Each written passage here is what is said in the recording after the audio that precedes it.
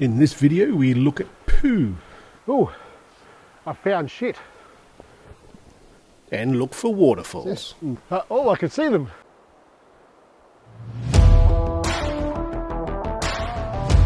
I'm at this place called Bindaree Falls in the Victorian High Country. I've just pulled over here, had some breakfast, had a coffee, and now we're going to go and have a look at some waterfalls. Because we don't get them at home. 300 mil of rain is what we get at home. They obviously get a lot more here because it's pretty bloody wet everywhere I look. But what a sensational place. You know, this is what, 400 meters, 20 minutes return trip, form track, short steep hills. For a bloke that's come from the flat country, this will be fun. Pretty nice. So green, looks like some animal lived up in there. When I was walking along, I saw some dirt there on the ground. Then saw the hole. Don't know what it would be. Wouldn't be a wombat. They're not going to climb up a ridge to get into a hole. There's plenty of wombat holes around here. Wombats are... You probably don't know what a wombat is. We'll talk about that one in a minute. Few steep steps here. Probably doesn't do it justice on the camera there. But we'll get up here and hopefully we've got a good waterfall. I haven't heard of this waterfall before. So hopefully we're not disappointed. I can hear them. Oh, I can see them. Can you see that there? Can you see it? It's in the background there, between those trees. Pretty high waterfall. I'm guessing I'm going to be going up this hill here and maybe back down along that rock escarpment. We'll see. This could be good. Ooh, I found shit.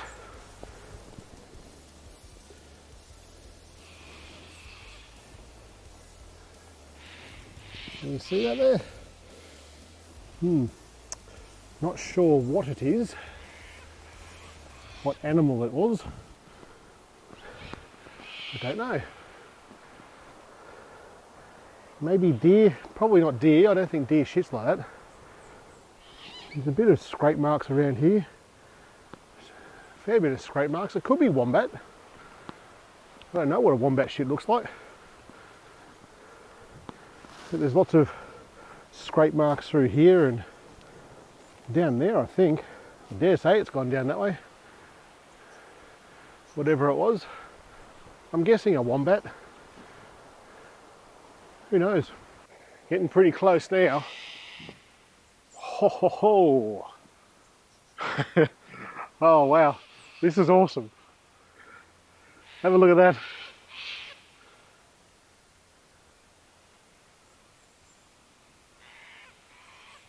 That's amazing. I'm not sure where I want to get this photo from. There's a lot of opportunity here. I'm not sure where the path goes. We'll keep following the path for a little bit and see where it brings us to. Because more often than not, when there's a formed path at a waterfall, chances are it's going to lead somewhere better than halfway along. Chances are. It's not always the case.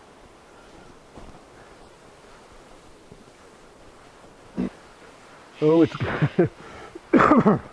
it's going under the waterfall. Oh wow.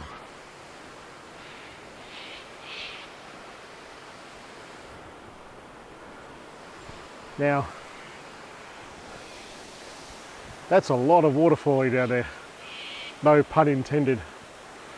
You see, if it wasn't for the fact that it's nearly winter, let me fix that up a little bit. Wrong way, Shane. If it wasn't for the fact that it was winter, I'd say we'll get down there and get a photo. But the last thing I want to do right now is get wet. So I'm going to go back up the top here where I first saw it and see if we can get a nice wide angle, ultra wide on the iPhone. We'll use, probably use even longer, ultra wide, and we'll see what we can come up with. This is just spectacular through here, it's so beautiful. So green and lush. Thinking around here, The fall in the back, all these ferns in the front. This might work. The composition that I'm looking at here is obviously a vertical one because it's such a high waterfall. The sky is offering no interest whatsoever. It's very much blown out. There's nothing interesting happening there at all. There is some ferns in the front here, and I think if we got them as the foreground elements, the waterfall heading up and just probably a little bit above where the waterfall starts is where the photo will end. I think that's going to be the best way to do it. The way that I normally compose these is I'll just use a native camera app, find the appropriate lens. Once I've found that, then I'll go into whatever long exposure app that I'm using and take the photo with the same lens when I do it that way. Let's have a look.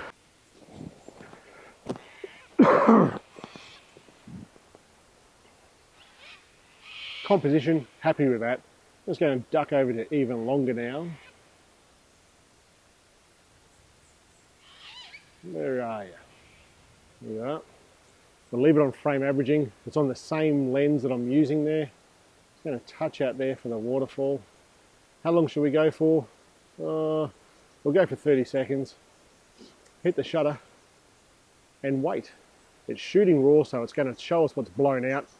Already I can see that's a little bit too bright, so I'm going to stop that. Let's go with the bring one stop down. I like that better. Looks much better. I'll let that finish its thing and we'll have a look. That certainly wasn't a waste of time. We'll get these back to camp and I'll edit them up and we'll see what we can come up with. I think it's going to edit really well. I think with the foreground elements there, you've got to pick your battles. So normally with long exposure stuff with water, you're looking for rocks. Can't get to the bottom of that, certainly not in winter. Nor it's not winter yet, but it's bloody cold. And I don't want to get wet, not by a waterfall at least. So we use the foreground elements there of the ferns. There's lots of ferns around, may as well use it. And it worked well, I think. We'll see what the edit can do. How epic was that waterfall? For me, for someone who's on flat country, no waterfalls around here, that was bloody awesome. Really enjoyed that. Let's look at this photo. We'll bring it straight into Adobe Lightroom Mobile. Now, you may or may not know, but I've released another set of presets over there on shanemoston.com. I'm going to use one of those for this photo. So I'm going to go over into presets, go to your presets, user presets, and for this one here, I'm going to use the high contrast. Does that work? It doesn't work. For this one, no, deep haze. I don't mind that either. But the winter haze one is the one I'm going to use for this. It's the one I created for this photo. So I'm going to hit the tick on that, and we're going to make some other adjustments here. The haze is good, but it's a little bit too much. And there's a couple of things on this photo here that we want to fix. So in the effects tab, bring the dehazing up a little bit. Still want some haze in there because it's a waterfall. But if you notice at the top right-hand corner of this photo, it's a little bit blown out from the sky. The sky wasn't doing much at all. So we're going to head over to masking, add a mask, add a linear gradient and bring it down from that top right corner. We'll spread it a fair bit and put it up into that corner.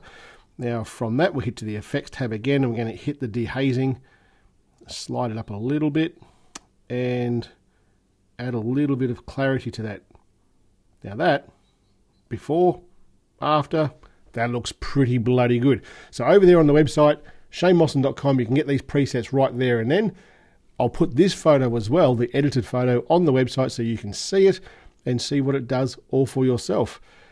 High country, be going back there again, absolute ripper shot, ripper place, lots of content to be created up there. Anyway guys, that's it for today.